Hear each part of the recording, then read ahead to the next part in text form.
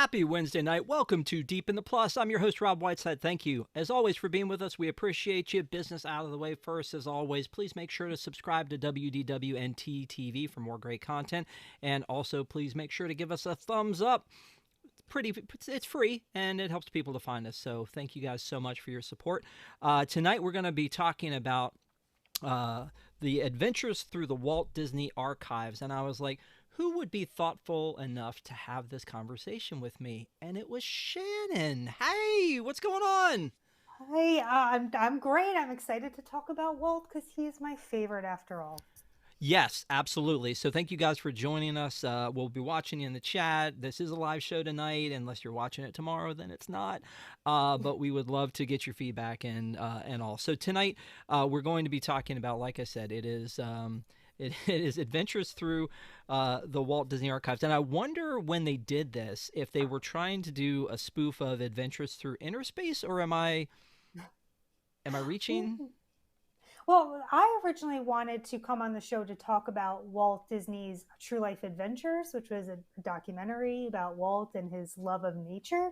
But lo and behold, that is not on Disney Plus. So the next best thing was Adventures Through the Disney Archives. Yeah, no, and I'm excited about this because we don't do a lot of documentary stuff. This is going to be pretty cool to talk about. I love the Walt stuff. I wish there was more of the documentary stuff actually on Disney Plus.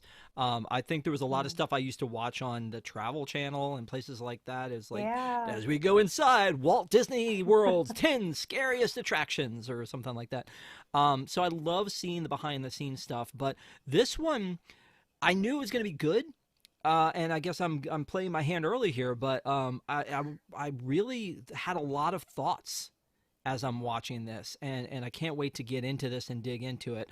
But one of the good things about us talking about this now, Shannon, is I don't know if you've heard, but there's a little party happening in a couple of weeks in Anaheim. It's called the D23, the Ultimate Disney Fan Experience, and they're going to be talking about a lot of stuff for D23, the big fan club. So this was actually made for the gold members of D23 back in 2020. And the funny thing to me about this is, like, I didn't see it because I probably would have thought to myself, it's online content. How great could that be? And then, I mean, as I say from doing a YouTube show here, but I just was like, I don't know, I don't know that I would have gone and watched it there. And then they released it, I think, in 2021 onto Disney Plus. So we were digging around, we were looking for something to talk about, and I brought this up, and you're like, yeah, let's do that. I mean, tell me when you agreed to do this one though, are there things like that you got excited about? I know you said Walt. Is it Walt? Is it the archives? Is it a little bit of both? What was it that made you excited about this? I think it's all of it. And you know what, I've always wanted to visit the Walt Disney Studios, and unlike other major studios out in Hollywood, you can't tour it, right? It's not open to the general public, which is unfortunate. I know D23, I believe, did a special ticketed or limited time event where folks could go and tour, but seeing behind the scenes there, getting a peek behind the curtain was so cool. And I religiously watch Saving Mr. Banks. If you love that movie, I think this kind of brings that to life. So I loved it. I know we're saving that to the end, but I loved it. That's what I'm saying. We're playing our hand a little bit early. Can I flex a little bit and say I've been to the Walt Disney Studios? I'll cry. I actually I had a friend who worked there, and she worked in the Frank G. Wells building, and I went out to visit her, and it was really funny that I went to her office and talked to her, and then we went to the commissary and had some food, and on the way back into the building, there's a Starbucks around the corner, and there was a display case, and they feature the display case that I'm talking about in the special, but it was full of hats, the hats of Disney movies, and it was Mary Poppins hat and the helmet from the Rocketeer, and I'm just like gushing about this display that they had there. And she's like, I didn't even notice that, and I walk by it every day to get coffee, and I'm just like, you why like why why do you work here and not me? I should work here. But maybe that's the problem, is I would just spend all my time fanboying and not really Yeah. doing my job. I don't know. It looks, but everybody who we meet along the way in this thing who is responsible in some way, shape, or form for the archives, it looks like they just have the best jobs in the world. And I Yeah. know that Don Hahn, who is a famous Disney animated director and also kind of is our guide on this, mentions that a bunch of times, like, hey, you've got the coolest job. Yeah. So the archives were started in 1969, 1970. I'm seeing two different like times on that, but I think the official timeline is 1970 because it just celebrated in 2020 its 50-year anniversary. It was started by Dave Smith, who became a Disney legend, who archived everything. He started out by archiving everything in Walt's office.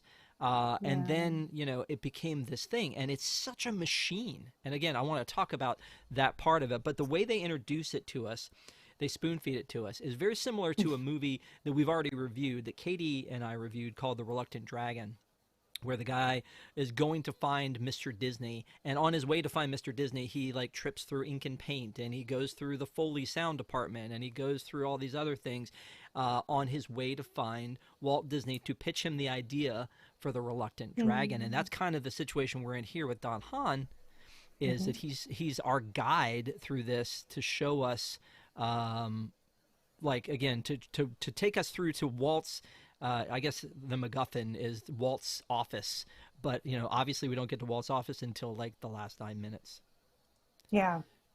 Yeah, and I feel like the whole way that this was set up was maybe in a subtle way painting a picture that Walt was obviously the main person, the creator, the mastermind, but there are all these other really important areas of the company and of the studio that really make this all come to life. And it's just as important in a sense as he is. So I thought it was a great build up to this, well, I'm really here to see Walt's office. But no, let's take a minute and let's acknowledge. And we all know that Walt cared so much about his cast members and his company in general. And I think he would want to showcase all those people involved.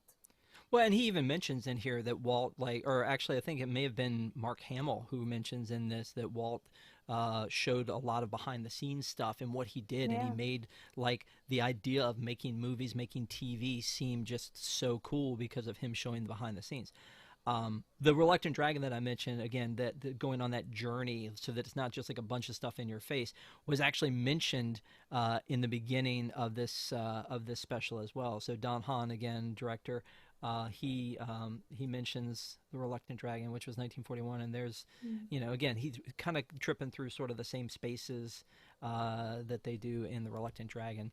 But again, in that one, it was about making an animated feature, pretty much. In this one, it's about him trying to get to the office, but it's about this history, and that's the part that we kind of get giddy about. Like, on anybody who follows Yeah. the blog, who watches us on Park Center or watches News Today or News Tonight or Deep in the Plus, we all love Disney and the company so much. And one of the people in here says that it's the history of Disney starts with the history of Walt Disney, because he is Disney. And it's like, I mean, it's paraphrasing, but it's really kind of deep to think that, yeah, these are things that exist now in real time in our lifetime that have been preserved so well, and that it blows my mind to think about how well they preserve these things.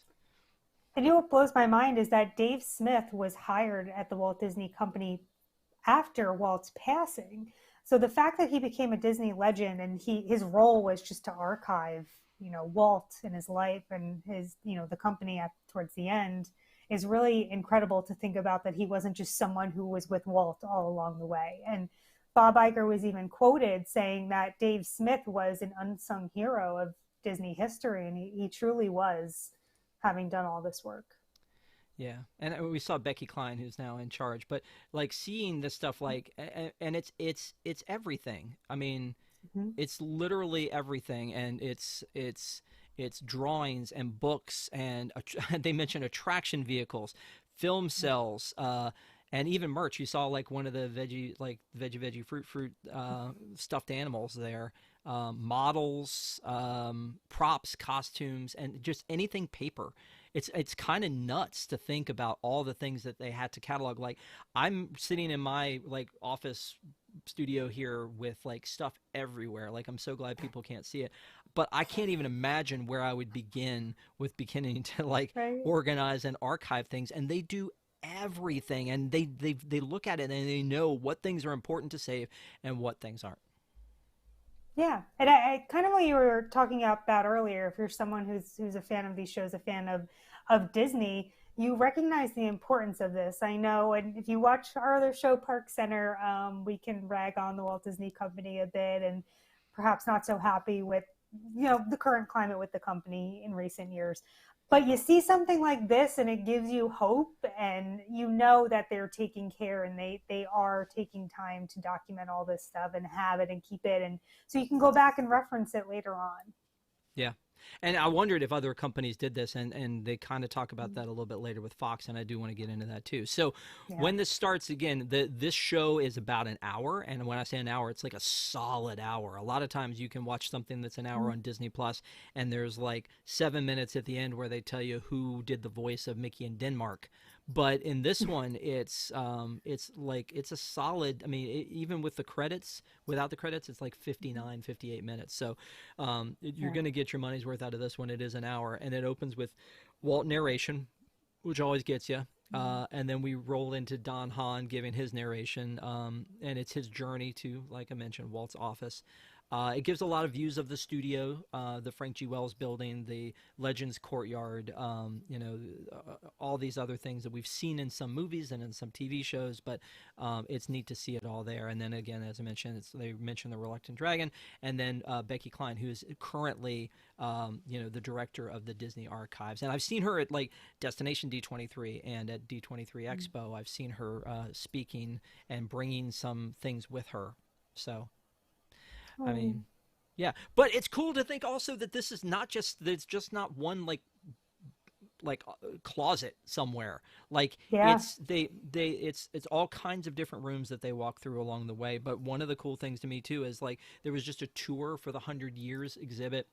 They bring exhibits to again D23 Expo, and then they also set up exhibits in like on the grounds there, and then in other places, including the parks. If you think about Walt Disney Presents at the studios in Florida, that is stuff from the Disney Archives. If you think about the Disney Gallery connected to on Main Street, connected to the Great Moments with Mr. Lincoln, that's again stuff from the gallery. What gets me too, though, and I don't understand this either, is that in the Disney Gallery, they are selling some things that's like, and we talked about it on the blog, it's officially like a check signed by Walt. Like, why wouldn't they hold on to stuff like that? Yeah. I mean, maybe they got Yeah. a box of them?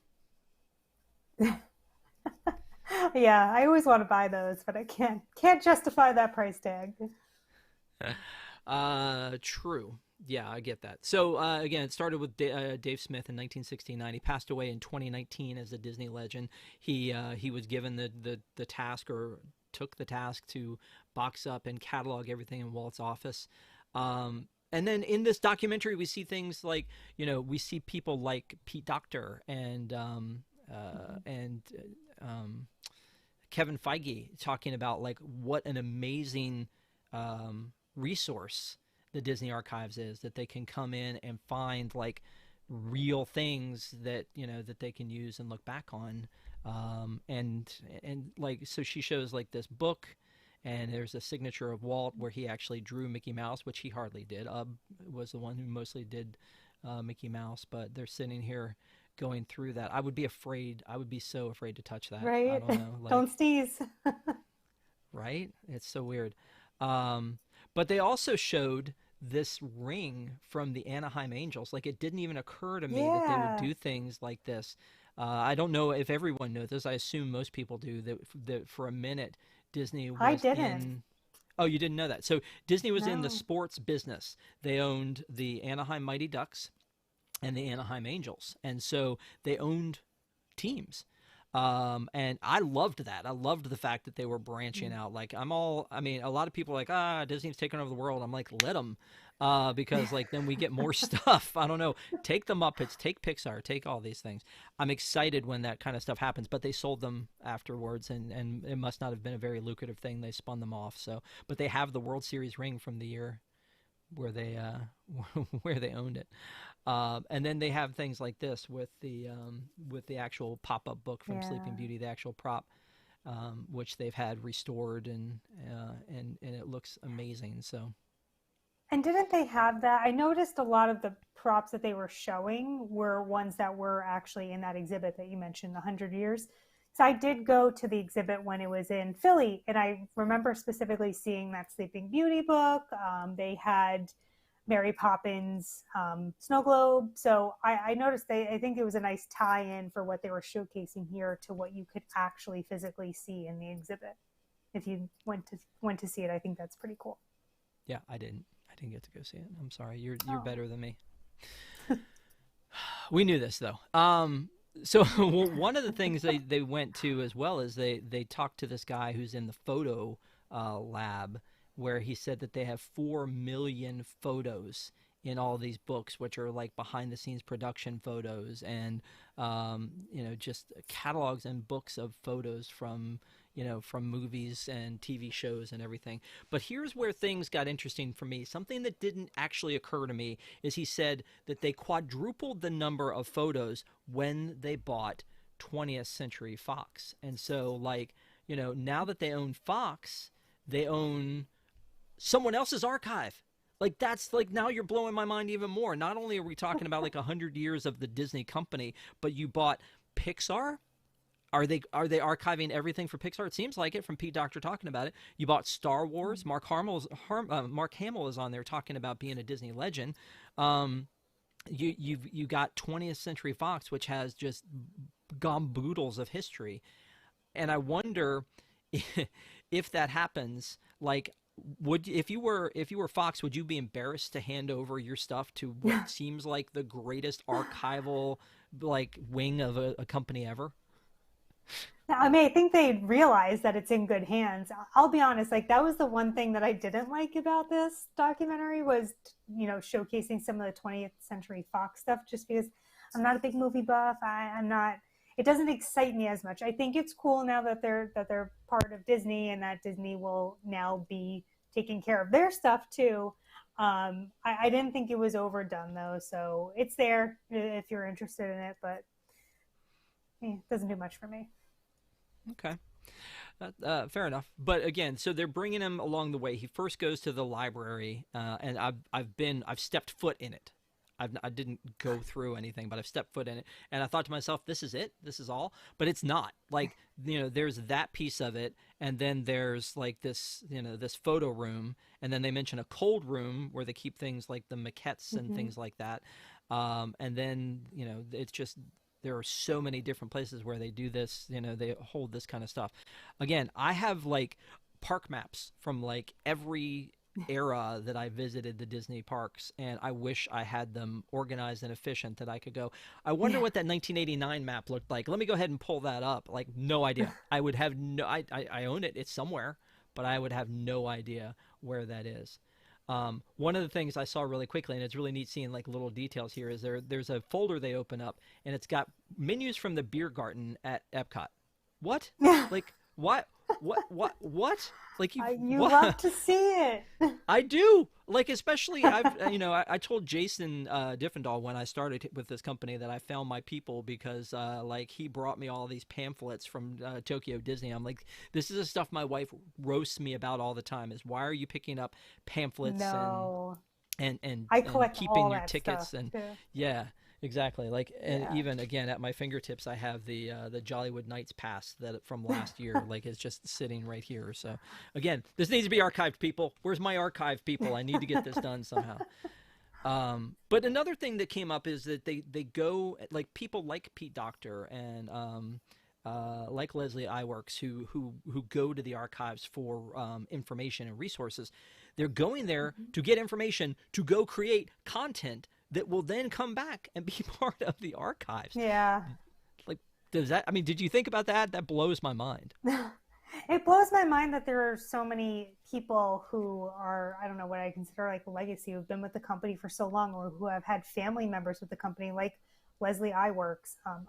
I think it's amazing that this has become a multi-generational thing to be a part of, and you know that they truly care, right? If your your family is now joining in and kind of carrying the torch for you. So Yeah. Um, yeah, I have a problem. uh-oh. So on Park Center, when we get a super chat, Shannon likes to do a little dance. I don't have that audio hooked into this system because we just got a super chat that says, "Does Shannon still do the dance on this show? Keep up the great work, both of you." That was from D London for $5. Thank you so much. I'm going to spend the rest of the show trying to find that audio so that we can. I mean, would this work? Oh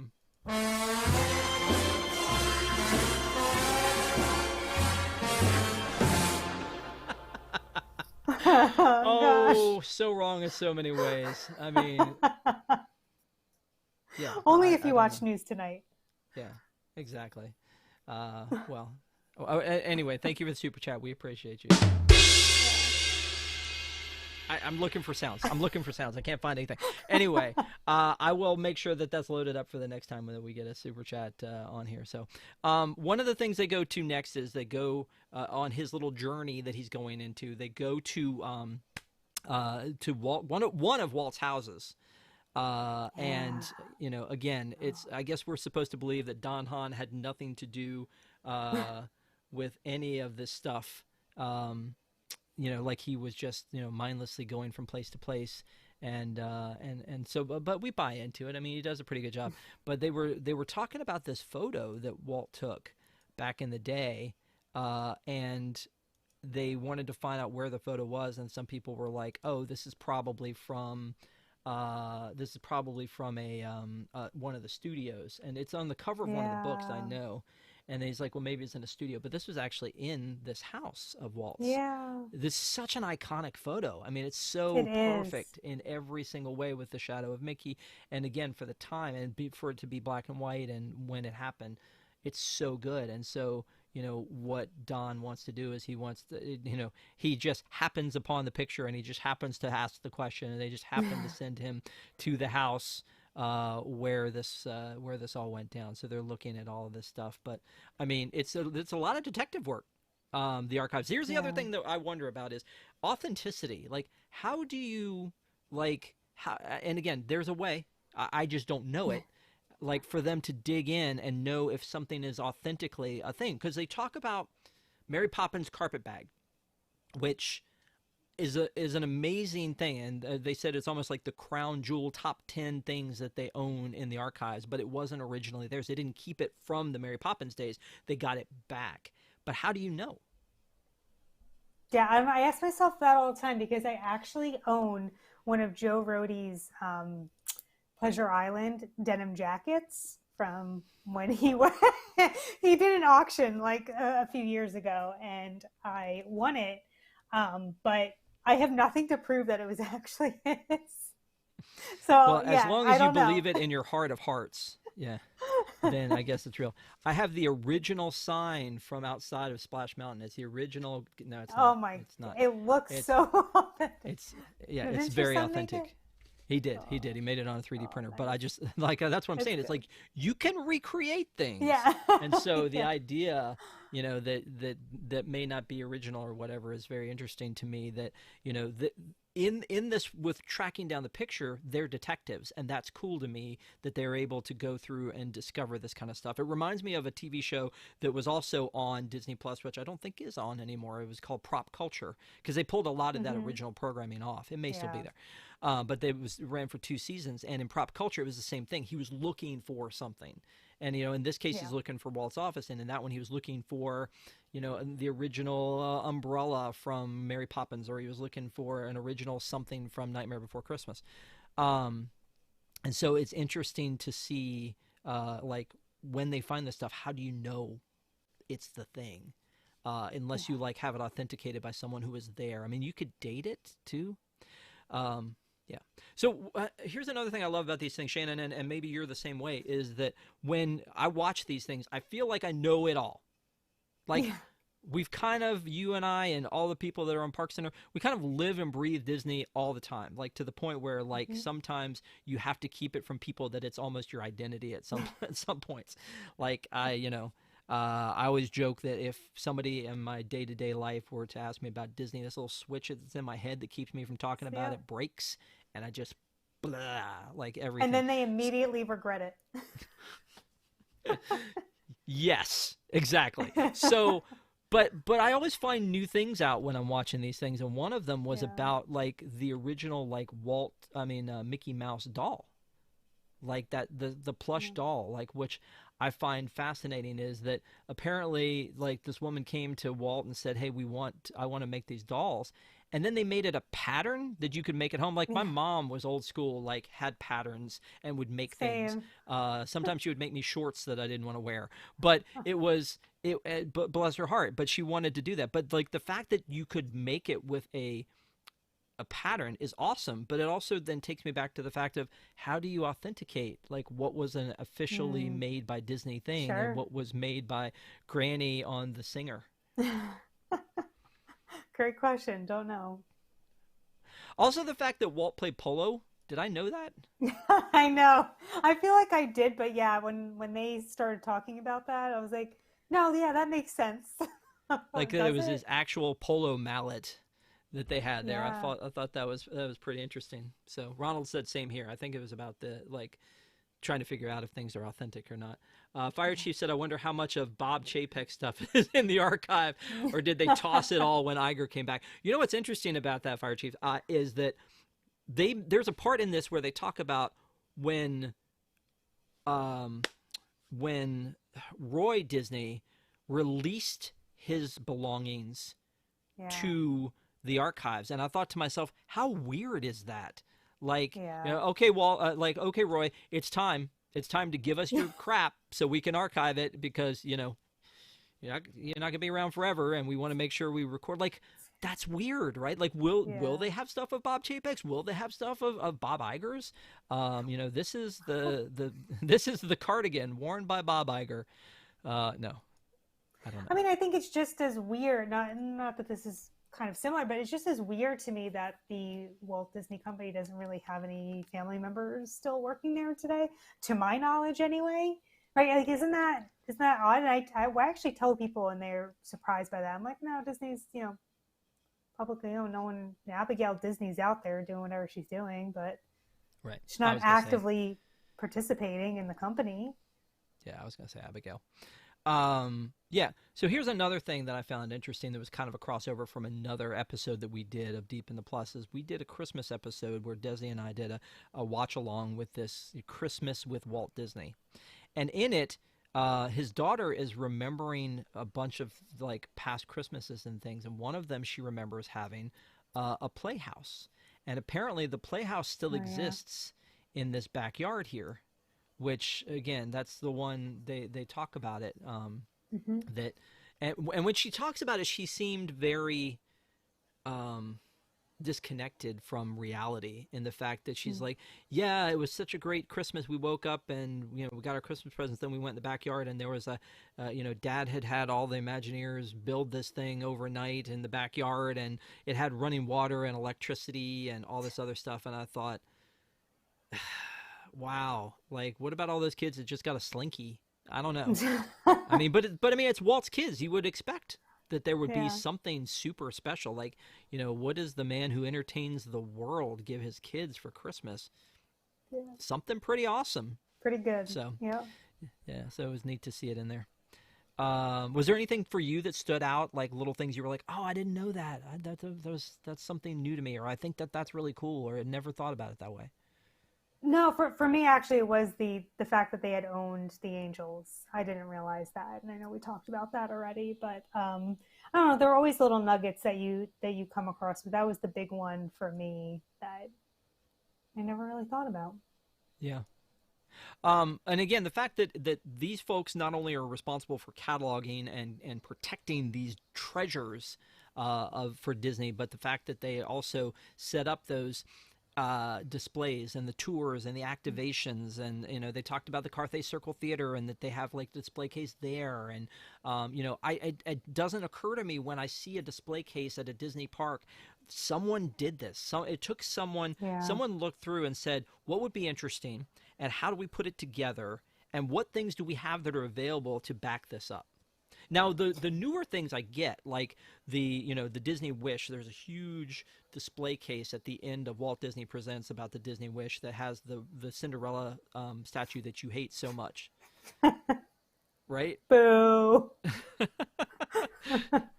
So, uh, so anyway, I think that that's pretty neat that that to think about the stuff that that's in there. Do you Well, think that's this? why, I was going to say you had ragged on me about the assumption that I would stay at Disney's Grand Californian Hotel, but I said actually my preference when I visit Disneyland is the Disneyland Hotel, and I feel like it's because they do some of this in the lobby and in the buildings. You've seen some of the display cases, and I just love to stand there and I could look at those display cases all day. Yeah, no, I totally get that. Do you think they keep the bad stuff? Like what? Like the I stuff mean, that I mean, there's a they've lot of stuff that is inappropriate in 2024. Do you think that that's like in a sure, like behind a red door somewhere? Like, I mean, maybe.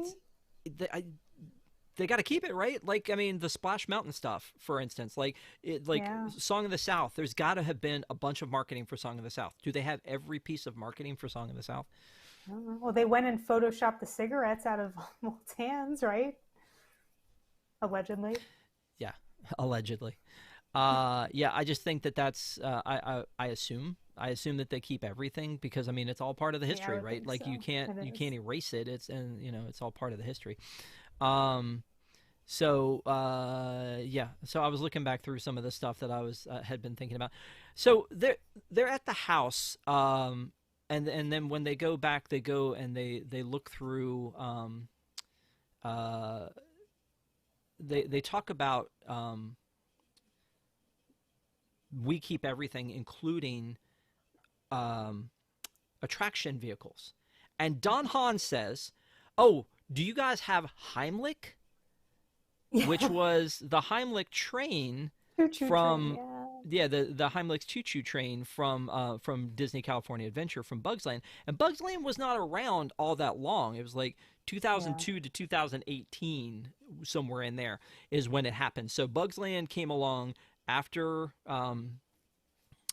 after the park was open, after Disney California Adventure was open. It was a late land, and then it closed down to become Avengers Campus. So he was like, oh, I'm excited about Heimlich's Choo Choo Train, and then I think to myself like, you're advertising in here something that like he makes it sound like it was his dream come true to sit in it, but you're advertising something that you purposefully like got rid of. I don't know. Was that Yeah. weird? That struck me as a little bit strange. Also, for some reason, Yeah. I thought that thing existed like at Pixar or something. I didn't know that it actually Yeah, existed but there. isn't and that robot guy, well, I don't know his name is, but from Tomorrowland. Did you see that in the back? I used Yeah. to love that guy with the newspapers. Yeah, but isn't that the whole premise of this? Is like it's nice to know that there are so many of these things from Disney parks that are gone and that we miss so much. But then it kind of warms your heart to know that they do still exist. They're alive and well somewhere. So yeah, you always have to make way for new things and changes, and I get that, but they at least take care to hold on. Like the rest of us, all of us nutcases are hoarding all of our stuff. So are they. Yeah, you're right. You're right. I mean, and they do acknowledge that in here. They do say something about like, well, we miss it, but we had it or whatever. Um, but yeah, that is kind of neat that they have that. One of the other things that they went to almost immediately after was the horses from Mary Poppins, and talking about Yeah. the fact that they've got Mary's horse and it's been Yeah. restored, and then Bert's horse has not been restored, just to kind of It's so show cool. how like the original versus the restored. And so that's kind of neat. It's kind of neat that it hasn't been Yeah. restored, but that also makes me wonder, like, when you restore something, Like and we'll talk about that when we get to Walt's office, because when you restore something, they've recreated it. They didn't put it back; they recreated it. I feel like, because like they just, I don't know, they went through and added pieces to it. So, fire. Fire Chief said, "Song of the South stuff is there somewhere. You probably need clearance to go to get to it." Yeah, probably. Probably. Anyway, so yeah, the horses, I think that's cool. And again, like this is where they showed the carpet bag, and I'm just like, Yeah. first of all, you let that go. Like, why didn't you give it to Julie Andrews? Why didn't you like store it? Right. And then it's all beat up. But then also, like, how do you know that's the one? Is a weird thing. Oh, that's another thing too I wanted to talk about. In the background there, that looks like the airship from Discovery Bay. Are you familiar with Tony Baxter's Discovery Bay? No.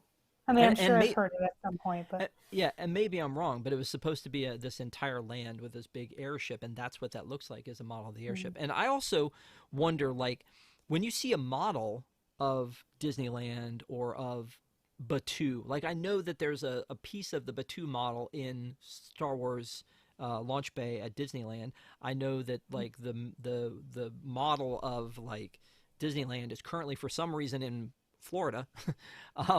So it's interesting to me, like these models, there must have been tons of them. And I think I remember hearing somewhere that there's some of them they destroy, because a lot of times they'll build models for things that never come to fruition too.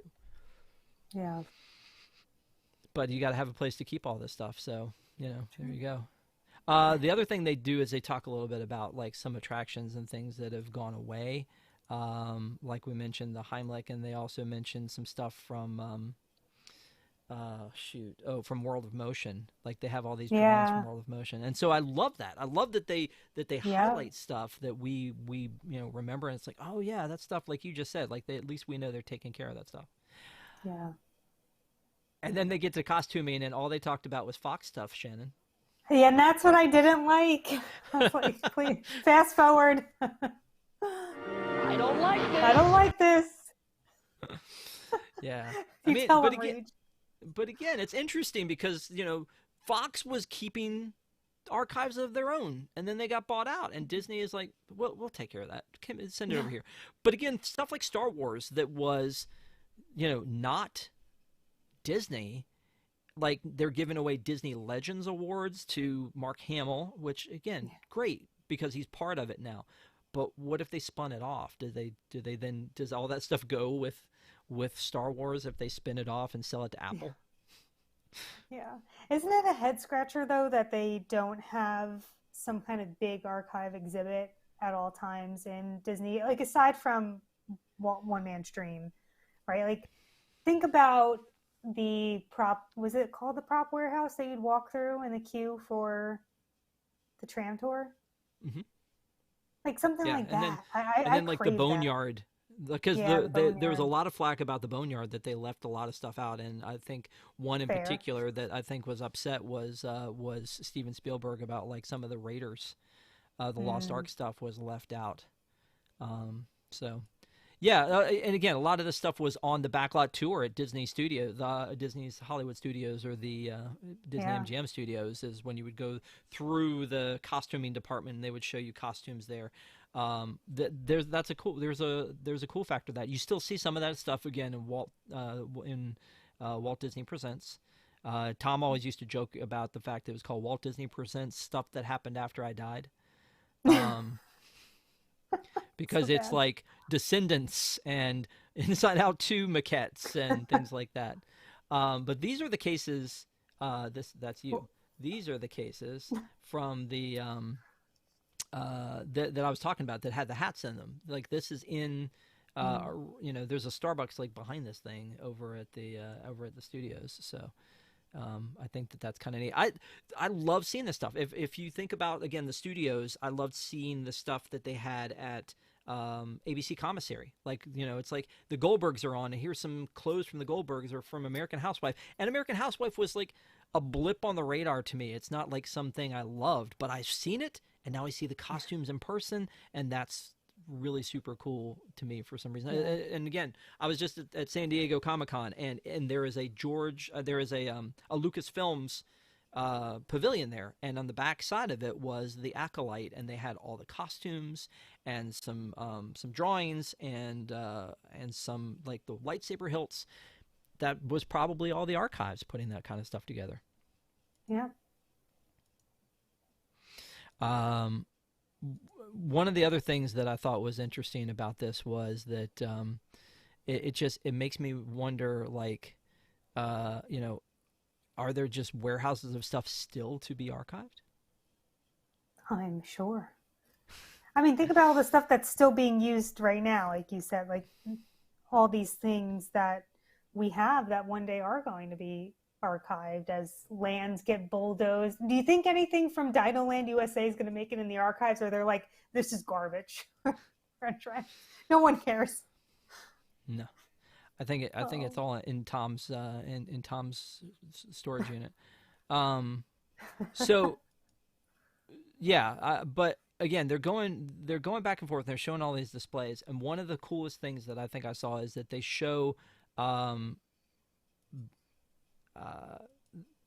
this Mickey, this like the actual engineer Mickey from like sticking outside the train, and I love that she's always wearing the gloves too. That's great. And he's not. And that's another thing too. Marvel, right? Marvel is now part of Disney. There was a panel and stop it. There was a panel at San Diego Comic-Con. That's only my second reference to it. I get one more after this, where they were talking to the director of the original 1992 X-Men, to the director of the 1997 X-Men, or X-Men 97. And so they were talking about things, and the 97 director was like, I can't believe you brought in all this stuff. We talked about storyboards, and you're like, yeah, I think I got them in my basement, and you came and you just threw them down. You weren't even wearing gloves. And I was thinking to myself, so there's stuff out there from Marvel that has not been like brought into the umbrella here. Obviously, the stuff that happens in the MCU is part of the movie division, but like, what about all of the, original storyboards for, like, Todd McFarlane's Spider-Man or things like that? Like, where is that stuff? I need to know, Shannon. Another little thing that I had never heard of before is they were talking about Walt's name tag. Yeah. And they said that it didn't have his name on it, which I always assumed it had his name on it. It had his number, and it just said number 1. Which seems very prison-y to have everybody have their number. It feels like, because I know that he made a big deal that everybody call him Walt, right? Yeah, sure. So I thought it was interesting that like he was number 1, and that was his name tag, I guess, for lack of a better term, his badge. But I think this is when they said that, like, that they got it when Roy relinquished all of his possessions to the archives, and I'm just like, that sounds so rough. It does, but you know what a lot of this reminded me of, and especially when we get to the office scene, Rob, I believe you said you went on the Walt's Main Street or Walking in Walt's Footsteps tour in Disneyland. Anyone out there who hasn't done it and can do it in Disneyland, you should. Going into Walt's apartment, there was actually a good bit of stuff in there that was original. Obviously, some of it's recreated and props to make it look like the way it was back when Walt was there. But when I was watching this, especially towards the end, it gave me all the feels of going inside Walt's apartment again, and how truly amazing it is that there is a good amount of stuff there that's original. No, I actually haven't. I haven't been. Oh. No, I was glad you did. I was glad you did, and you went. But no, I have not been there. I think it would be very cool to do. I'm limited in time when I'm there, and I have to ride attractions the entire time I'm there. So. Well, and the guides actually said they said there have been long stretches of time where they don't do this tour, and then they do it and they don't, and they said, depending, I guess, who comes in, some people feel weird, like we shouldn't be doing this. We shouldn't be just shuffling the public through Walt's apartment all the time, which honestly, I expected to walk in there and be behind a rope, and that wasn't the case. You were kind of free roaming. So it's cool. Do it if you can, and especially if you enjoy watching this show. Yeah. So again, they got to the point where they're talking about the Disney legends, and Mark Hamill was talking about how much it meant to him to become a Disney legend. Which again, I'm thinking, the very first Disney legend was, I think, 1987, which is crazy to think about. Like, we didn't acknowledge like the greatness of some of these people until like 1987. But that when the first person was Fred McMurray. Well, Fred McMurray is Disney. Like, when you look back on The Happiest Millionaire or like The Shaggy Dog or some of that kind of stuff, and you're like, that's Fred McMurray. But Mark Hamill, love him, love Star Wars. It just does. I mean, it doesn't, right? Like, it seems like there should be a different category, maybe. I don't know. But, like, most legendary from another IP that Disney bought. I mean, I've always felt a certain way about Star Wars and Marvel coming into the Disney world. I'm sorry, like Disney company, world, family, whatever you want to call it. I never really liked it. So yeah, I also feel weird about that. There was a really cheesy bit with Mark Hamill where he was telling Don Hahn to go to the digitization lab. I will go to the digitization lab. And then he goes, and next time you go to Disneyland, you will get me a corn dog. And he's like, I'm going to Disneyland for a corn dog. And he's like, no, digitization. That was a little rough. I mean, I get what they were going for, but that one was a little rough. Most of the transitions were okay, and they weren't too in your face or too cheesy or too over the top or too dad jokey, but that one. Overall, it wasn't a corny. It wasn't bad up until that point. Yeah, it's pretty good. Yeah, exactly. And then he kind of walks off like in a daze as if he's going to the digitization lab, which is actually a pretty cool thing. They take things that are like, they're cataloging again. You know, it's not just like, they don't just go and say, hey, I have Walt's Mickey Mouse from 1955 in block 7, like a Dewey Decimal System, but they actually catalog it with photographs and 3D imaging of it so that they know what it looks like, and then they can recreate pieces of it if something were to break and keep it in pristine condition, which again makes me question like the authenticity of something. If you can recreate it like that, Bill took home the carpet bag and recreated a new one. I don't know. So they have the digitization lab, which obviously didn't exist when Dave Smith started all this. I can't imagine what Dave Smith would think about what it looks like today. But they have that, and then they have a meta tag department that puts meta tags on things so that, like, if you wanted to run a search for all things Pinocchio, they all come up because everything is searchable. So the database, and I've got to think technology has helped them to put together some pretty amazing things now with all that. But apparently they break apart like movie posters and ride vehicles and all this stuff in 3D images that they could recreate if needed. Yeah.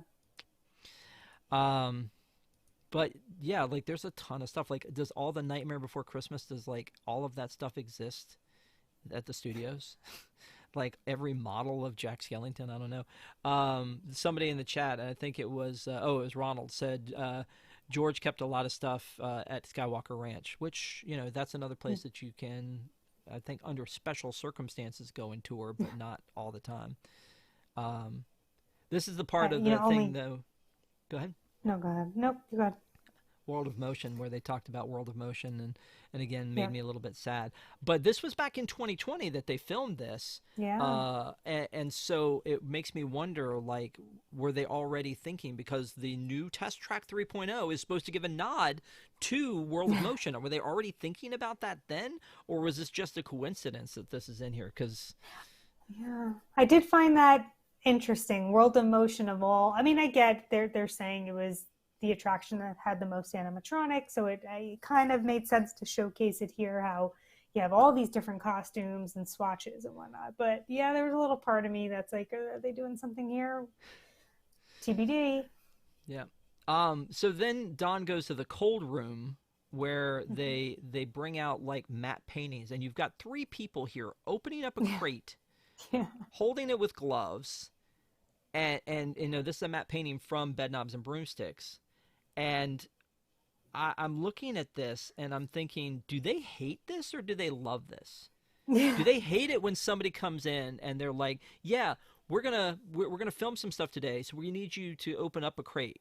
Like, Do they? What do you like? Do you think they love showing it off, or do you think they go, "Oh my God, this is gonna break if I take this out"? Well, it also is it painful that that thing is sitting in a box? It kind of reminds me of Woody in Toy Story 2, and he's like, "I'm gonna live in a box for the rest of my life." Like, at least you could see Woody, but a part of me was like, are they just gonna slap the top back on this thing and it's gonna be there, forever? I don't know. That's what I'm Yeah. saying. Maybe we do something big with this stuff. Put it on display. Make it a huge museum. I'll pay. We pay for everything anyway. Here's also promotional materials from Fox again, which I know you were really excited about before, from Alien and a couple other things. Um, but that must have, again, I don't know if that was a hassle for these folks or if it was like, this is exciting. We're getting new history. Like we're getting new, like Home Alone and Don't they things have and enough Alien history and though? things like that. I probably, yeah, but I mean, if history is your life and your job, do you ever really have enough? Facts. Ooh, So hard facts. it's 9 minutes left in this thing, and we Hmm. finally are going to Walt's office. We're Yeah. finally getting there. Now, again, it's been neat, but like if this is the MacGuffin, if this is the thing that we're chasing the entire movie, it's nice that we finally get there. But see, this is what I'm talking about. Like they recreated the office. They put books back up. I don't know if all of Hmm. these desks were the original desks. I don't know. It feels like, I mean, is it Walt's office at that point? I mean, this was the space that it occupied, and these were some of the things that they took out of it. But like, I don't know if all the desks and everything else are there. It's not like he walked out of it and then passed away, and they kept it exactly like it was. They archived everything and then Hmm. recreated it from pictures and things like that. I mean, it's still Sure. cool. I I would still mean, go. yeah. To me, like, would it be really amazing if it was all the original stuff? Absolutely. But I also just love the idea that they rebuilt it as a way to kind of get this snippet, this pause in time and this place to reflect. I love the fact that they brought in people who were actually there when it was the real office, and they Yeah, were. I sat here and Walt said this, and that that was a got me in the special. feels. Yes, Hmm. I was going to say that was special. We'll talk about that in a second. I want to say David Long is in chat. Hey David, and says take the old NBA experience building at Disney Springs and turn it into a Yeah. museum to showcase all this stuff. Yes. Yeah, do that. Like there was a lot more at Disney MGM Studios. The building that is Hmm. now Pizza Rizzo used to be Pizza Planet. Before it was Pizza Planet, it was another archive display place. There was like Yeah. the speeder bike from Return of the Jedi was in there, and there was some other stuff in there, and it was really neat to go see real pieces of Disney history. That it's great to see. You know, it's great to see. I'm trying to Peter Pan and ride Peter Pan, but what if you could go see like all of the other like the stuff from the movie in a case somewhere. I mean, almost feels like it would be cool if we weren't trying to be immersive to have it at the attraction that it was from. Yeah. But that would kind of screw up the immersion. It's still kind of cool to walk Sure. through the Darlings, nursery and see Tink flying around and all that kind of stuff. So, um, Mhm. I do think there should be more places. There's the Walt Disney Family Museum, which obviously has stuff that isn't in the Disney archives, but like I wonder who decides that happens. And Yeah. then of course, like Ronald mentioned, there's stuff that George kept for his stuff. So it's not all under one umbrella. It's not all under one roof. But it would be neat if you could see that. Now you got the chance to see the touring for the 100 years. Hmm. And I've seen again at some of the expos, some of like they had a costume one year. They had a costume um, room at one of the expos, and then I think that the 2022 expo they had a huge. It was almost like a precursor to that exhibit that you saw, but I didn't get a chance to go into it because the line was always too long. But it is really neat to go back through and see that stuff. The thing about the office though too is that they have two offices. Hmm. Is that a standard thing? Like he had a formal office, which we have a living room and a den. We don't touch the living room and then we live Yeah. in the den. So maybe that's Yeah. what it was. But he had like the formal office where he would, welcome people in, and then he had the working office. And so, like, that's cool. But on top of that, apparently the working office had a kitchen in it, which, Yes, and this brought me back to visiting Walt's apartment because there was a very similar kitchenette area in his apartment. It looked just like this, and it had some original appliances, his big Tom and Jerry serving bowl. So I saw this and I was like, ah, so cool. The man loved his cheese on toast sandwiches and beverages. yeah. So one of the other things that happened is that that they bring in Richard Sherman, who just recently passed away. Yeah. The second of the Sherman brothers to pass away, and they bring him in to talk about his original piano that he used to play for Walt. And he always tells the story in all kinds of different environments about how he and his brother would come in and play the newest things, and then what Walt was would approve and all that. And before he would leave, he would look out the window and say, "Play it," and he would always know he wanted to hear "Feed the Birds," which was of course featured in the most tear-jerking moment in Once Upon a Studio. And so he plays that, and then to your point, they bring in people like Kurt Russell, like Catherine Beaumont, people who had been there as this song is playing and talking about having, like, oh, this is where I sat. I sat right here, and Walt told me this. Like, when it was, and Dave Smith, who again passed away shortly before this was released. There's Dave Smith right there, the original archivist. He's like, I remember when I came in and packed all this crap up, and now, Yeah. here we are doing this. And then Catherine Beaumont was talking about when she sat down with Walt, and he talked about Alice in Wonderland and what they were going to do with merging two of the stories together. And there she is right there. I had the privilege of meeting her at one of the expos, and she was the voice of Oh. Alice and of Wendy. But yeah, and then Kurt Russell, who again, that's a Disney legend. Kurt Russell, that's a Disney legend. Like all the Dexter Riley trilogy and all of the things that he did. And then Marty Sklar was sitting here talking about Yeah. the about this map in the office, which was just a photo of Disneyland, and it had all these little plaques on it, and each one kind of pointed to either a project that was completed or a project that was in progress when Walt passed away Yeah. So cool. so. And then it kind of ends with "Feed the Birds" and the and Walt doing a little bit, and Don walking off and to into the sunset, and it was, I did get some feels at the end of this. I mean, it was really, really cool to see the way they put all this together. Yeah. Agreed. I thought about doing this as a watch along, but I was telling Shannon pre-show that, like, I feel like there was too much to talk about that I wouldn't have been able to keep up in the least, because I wanted to talk about some of those things that, like, the McCall's patterns or questions that came up for me along the way, that I thought were really cool. Is there anything we didn't talk about, Shannon, that you wanted to talk about? No, no, I think we covered it all. One of the things that somebody said, I can't remember if it was Don Hahn who said it, or Becky Klein, but they said something about, or it may have even been Dave Smith. They said something about being in that office. It had good ghosts, Oh. and that's very illustrative to say that, like, good Yeah. ghosts. That's like, it has some, like and I feel that way about Disneyland. Yeah. Like, when you're there, Walt played a part in it. You know that these people put their blood, sweat, and tears into making that thing a reality.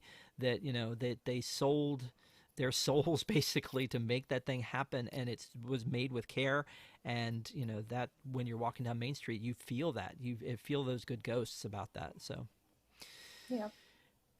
anyway, as they were leaving, they turn off the lights, and the music has all the feels, and there's a picture on the wall, and there you go. And then Becky Klein was listed as a producer as well. So Fire Chief said maybe there were grinning ghosts, maybe. Mm. All right. Well, I want to thank you guys for hanging out with us on your Wednesday night. Don't forget, we have a Park Center this Sunday night. We were very excited to be back. We were off for one Sunday, not a bunch, just one. And we are back this coming Sunday night with another Park Center. So we look forward to having you come join us for that. Come join us again next Wednesday for another episode of Deep in the Plus. I don't know what it is. Haven't decided yet. We usually plan very far ahead. Next week I don't have anything, and then after that I've got a whole huge slate. But next week it'll be interesting. We'll be a surprise. Last week we did Wreck-It Ralph with Patrick. So again, you can go check that one out, and go to deepintheplus.com anytime and check out our entire catalog. We've done over 200 reviews, and it's a lot of fun to do. And then we'll also have a show coming up right after D23 happens, where we'll pull a panel together and we'll talk about all the announcements that come from D23. Before I go, I have to ask you one question. Actually, I have two questions for you, but the first question I have to ask you is not connected to this in any way, shape, or form. It's just a question. They announced Robert Downey Jr. as Dr. Doom. How do you feel about that? Who the heck cares? I do. I do. Wrong audience. Anyway. I know, you're like, Marvel, not Disney. Okay. So then the real question, and by the way, I want to, before we get to that, a huge shout out to our wigs. We love our wigs at WDWNT, Interglobe Society. The wigs are awesome. You guys rock. Thank you guys for being with us during Deep in the Plus, talking to us on the side, hitting us up on social media, and being part of the family. We really appreciate you guys. I can't say that enough ever. So thank you guys for being wigs members. You guys are awesome. But Shannon, now's the time. I feel like I feel like I know the answer to this one already, because I feel like we have mushed and gushed over this 1 hour special in all its ways, shapes, and forms. But I have to ask you to tell the people, would you recommend this special? Absolutely, yeah. And we should have sold everyone on this by now. I'll say, if you were turned away by some of the other specials that you've seen on Disney Plus, like Prop Culture, or what was one of the other ones that they had? They're cheesier. The Behind the Attraction. Yes, Behind the Attraction. That's it. Yeah, not the Imagineering story was like chef's kiss. Those two were like not so much. I feel like this was a happy medium. It really didn't go beyond the corny factor. I thought it was done really well, and it was pretty thorough. It wasn't just this little taste and not much else happening. They took a deep dive.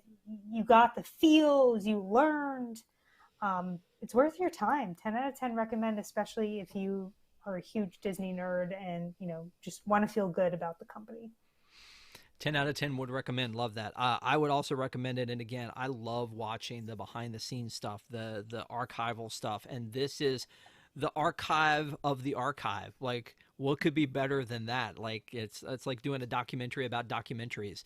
It's really cool. And again, we're talking about it here tonight. If you haven't seen it before, there's nothing spoiled here. I mean, you could go through and watch it and enjoy it because of all the different things that they show you that we didn't even have time to talk about tonight. But I think that the way it's presented, to your point, Shannon, is great. I would definitely recommend this one. There are a lot of Disney special behind the scenes things, but this one rises to the top for me. I've never watched it. Like I said, it was made for Disney Gold members, D23 Gold members back in 2020, dropped on Disney Plus in 2021, and we were just looking for something. You were looking for the True Life Adventures. I was like, maybe we'll do this, and I'm glad we did. So thank you for doing it with me. I appreciate it. Thank you guys for watching, and hope you have a great weekend. I hope we see you Sunday night for Park Center, and next Wednesday night for another Deep in the Plus. Have a great week, everybody. Bye.